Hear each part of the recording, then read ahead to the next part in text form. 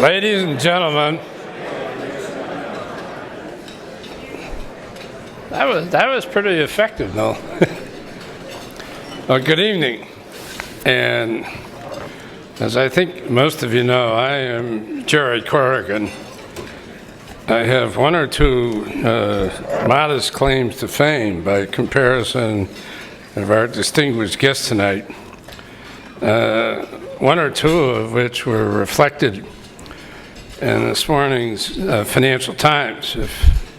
And for those of you who did not see this article, it, among other things, referred to me as being 71 years old. And even worse than that, it said I was chairman of the Goldman Sachs Group. And Lloyd Blankfein asked me to please explain to you that neither of those things were true. Most importantly, that I was not chairman of the Goldman Sachs Group. 71. Yeah, 71. Yeah, I'm getting there, but I'm not quite there yet. I'm catching up to McDonough, that's what it is. This is, of course, a very special night, Noel, for the Foreign Policy Association to have as your distinguished guest, Tim Geithner. But it's also a special night because it brings into play so many different things that are going on in the international community, in the financial community, and in a context in which, for all of us, regardless of what our professional or personal affiliations are, these are tough times. But I wanted to also keep this thing a little bit light tonight. And I thought, Terry Chicky reminded me of this, I thought I would share with you an anecdote that is quite true, having to do with one of my grandchildren. About a week and a half ago, or 2 weeks ago, my daughter, who Bill Rhodes, among others, and Bill McDonough both, I think, have met. But since I'm 71, she's no longer a kid. But she has grandchildren, I have grandchildren, one of whom is 9 years old. And a couple of weeks ago, my daughter called me up and she said, I have an unbelievable granddaughter story for you. And I said, oh, what's the story?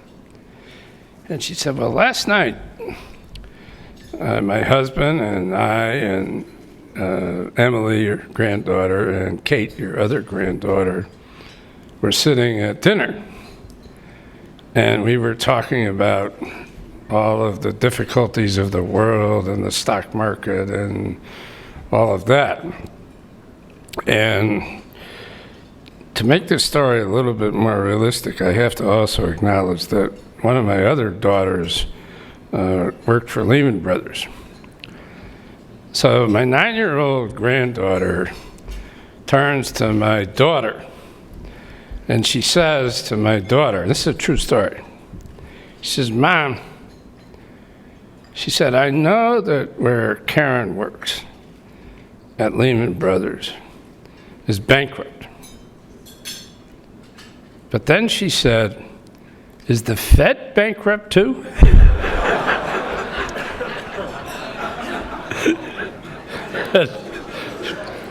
That is a very true story. Well, she was reflecting on your tenure.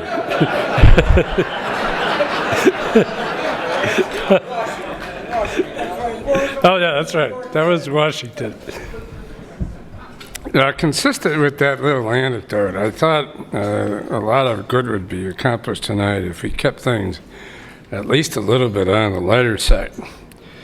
And consistent with that, Tim and I had a conversation on the phone on Monday, in which he said to me, you know, what would be helpful is, he said, if you could lower expectations about my forthcoming role as the Secretary of the Treasury. And I didn't say this to Tim, but the thought crossed my mind. I said, well, hell, that's going to be easy.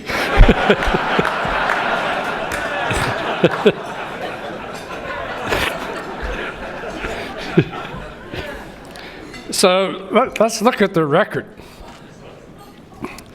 Now, in looking at the record, Tim, I had to get my assistant to go through these, online things where you find out things about people, because as most of you know, I'm a technological dinosaur. I mean, I don't know how to do this stuff myself, but she found this stuff, and when I started to look at it, I said to myself, oh my God, I'd be terrified to find out what this damn thing is saying about me.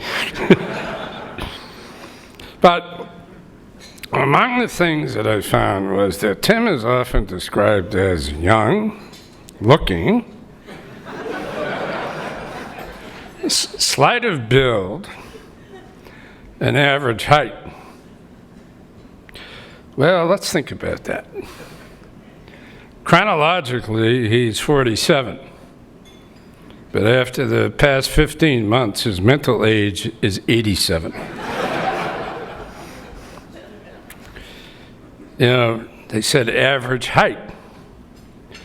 Well, in August of last year, Tim was 6'3". And now he's been pounded down to about 5'3". And he wears elevator shoes to boot. Slight of build. Well, Tim, that's not very well suited for arm wrestling.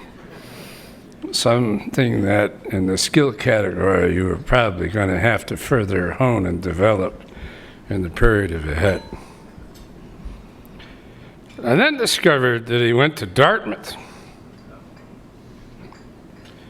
But as far as I could tell, the record did not show that he played football, and his nickname was not the Hammer. In fact, it was the Nail.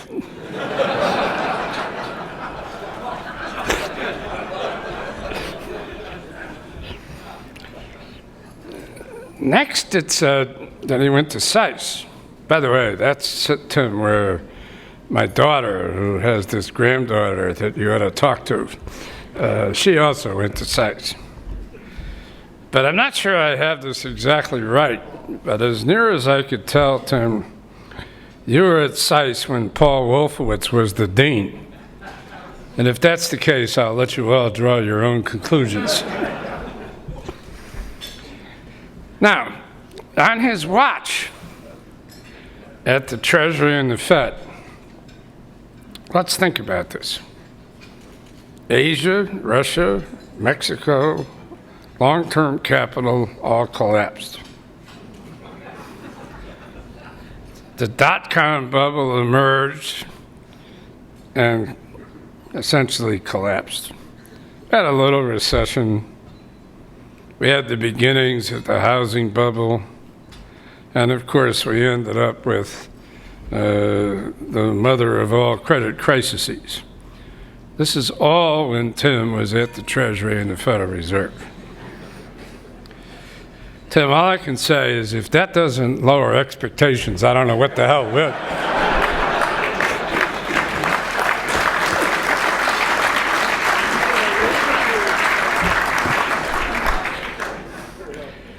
I also found out something else, Tim, when I read all this stuff that somebody got off the computer for me.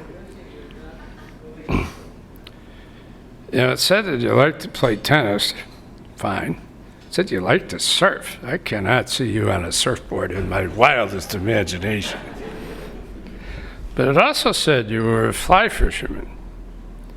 Now that's good, because that puts you in the category with Volcker and me. And indeed, it should be a plus, a distinct plus for the Secretary of the Treasury, because fly fishing requires a great deal of patience and especially precise timing, because when that trout hits that fly, you better hit that rod very quick. But on the other hand, being a fly fisherman, you would recognize that even the best of fly fishermen, every now and then, make bad casts. Now there's where the training for the Treasury may help you a lot. Because as a fly fisherman, you would understand that in making a cast, if you don't get it right, what the hell? Keep trying, and sooner or later, it will work.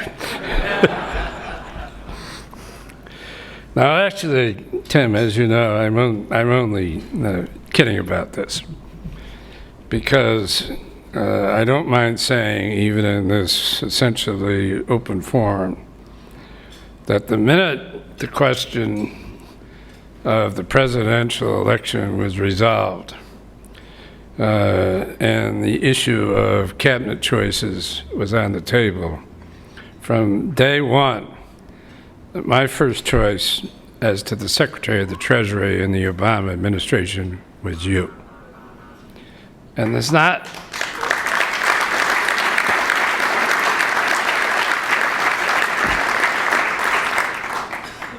And that was not a choice that was in any way framed for the wrong reasons. It was framed for the right reasons.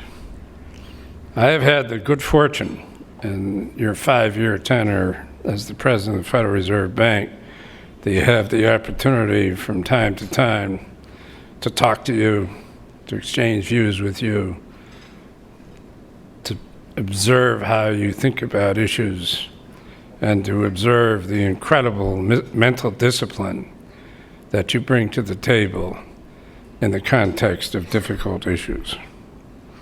You've been through a lot, but you have distinguished yourself at every step of the way.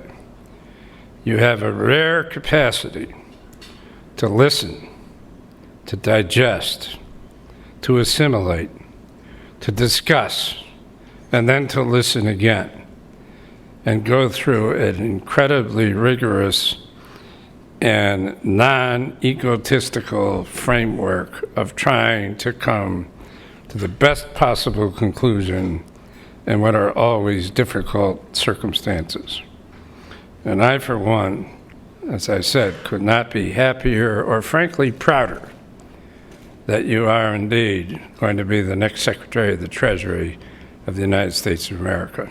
So congratulations from me, and I think from everyone in this room, and our very, very best wishes for success in a context in which I think I can also say, in totally non-political terms, that all of us look forward to great, great expectations that under the leadership of President Obama, that the economic team and the Obama team in general can provide the leadership, the much needed leadership that can bring our country and all of us to the next plateau. So congratulations, Tim, and thank you for being here.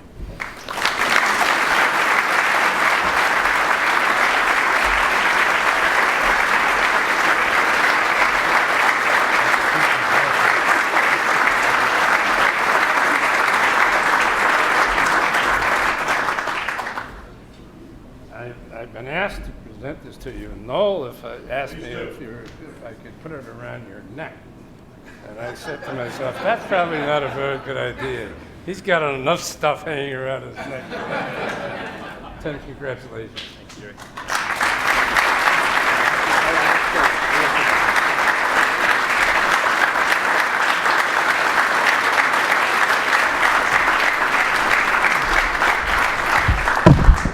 Thank you, Jerry. Thank you all for coming. It's a great honor, privilege for me. I don't get to speak to you tonight. Some of you be thrilled by that. But in not speaking to you tonight, I'm honoring two traditions I just want you to make you aware of. One is that nominees pending confirmation don't speak. Important tradition, but there's another tradition too, which I just want to emphasize. The tradition of the presidents of the New York Fed is that you say little so you can act more, do more, accomplish more. And I have always tried to honor and respect that tradition, and That's important too. I just want to say two things to you before you listen to Bill. I have had the just extraordinary privilege of working with a tremendous group of public servants at the New York Fed these last 5 years. I am greatly fortunate in my predecessors, in Bill and Jerry and Benjamin Strong, and all those in between. They left an incredible group of public servants at the New York Fed, the most incredibly accomplished, brave, creative, discreet, pragmatic, fair, strong people I've ever had the opportunity to work with. Many of them are here tonight, or a few of them are here tonight, but there are many more. You will never know their names. But when people look back over this period of time, people who agree or disagree with what we've done, just remember how fortunate you've been to have people who are willing to spend their lives working at that place down at 33 Liberty. They are just a great group of people. This is a really exceptional moment in our history, not just in the history of our financial system, but our history generally. And I hope that this is a moment which calls Americans from all walks of life to public service, and that you'll find people willing to come and work for their country when they did not find that compelling in the past. I've been exceptionally fortunate in life, and my great privilege has been to have the ability to work in public life in many ways for most of my professional life. And there is no experience that I can imagine as rewarding and fulfilling as that. It comes with many burdens and many frustrations, but there's nothing more important, more rewarding. And I hope this is a moment that makes that draw compelling to everyone. Thank you very much for celebrating the New York Fed tonight. I only agreed to do this on the condition that people would celebrate the New York Fed, not me. And I'm very grateful to be here with Jerry and Bill in particular. Mr. McDonough, may I introduce you?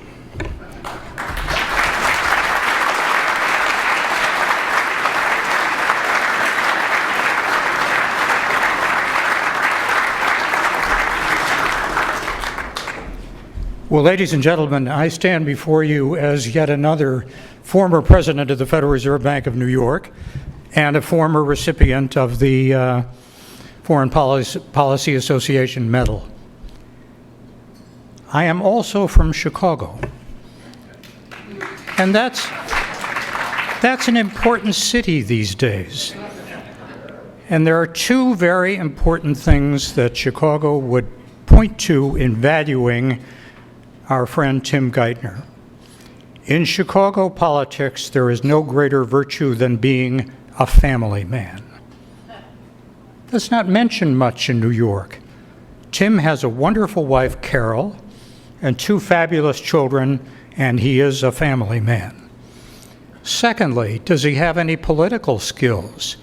Well, I'm not sure how much all of you noticed that in the course of dinner, our Tim, that's another Chicago Irish expression, our Tim, meaning from our beloved family, got up and said hello and had a little word to say to each and every person at the head table.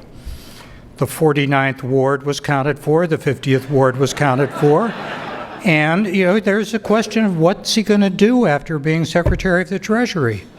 Establish residence in Chicago and run for mayor. His name isn't Daley, but, you know, we've had other Irishmen who haven't been named Daley as mayor of Chicago.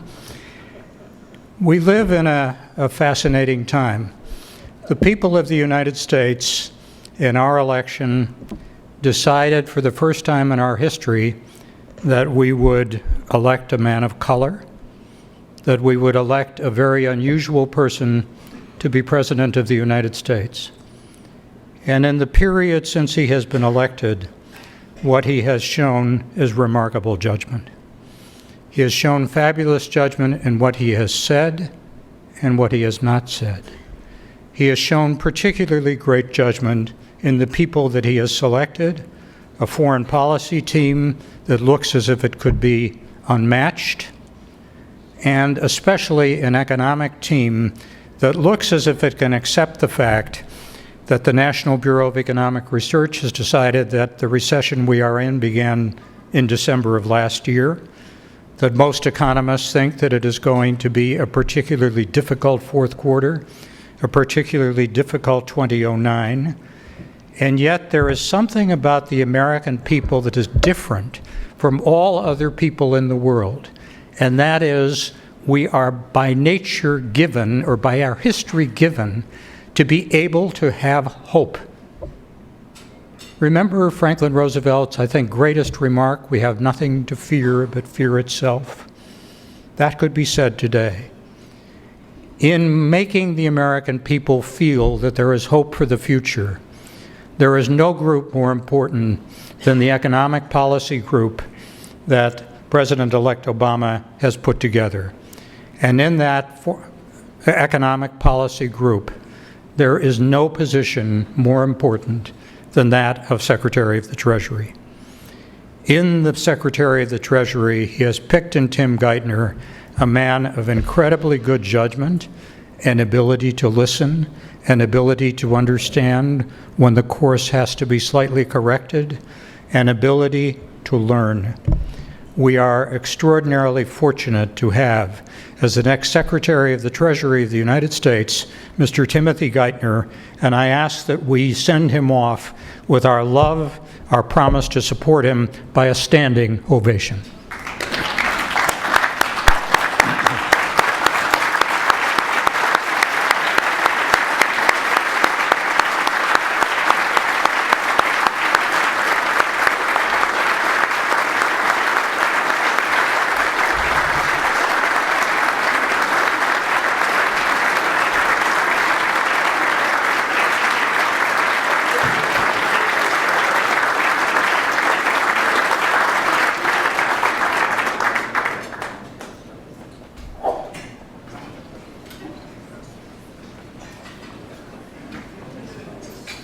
I think Bill McDonough gave us our final words, so we stand adjourned. Thank you very much for coming tonight.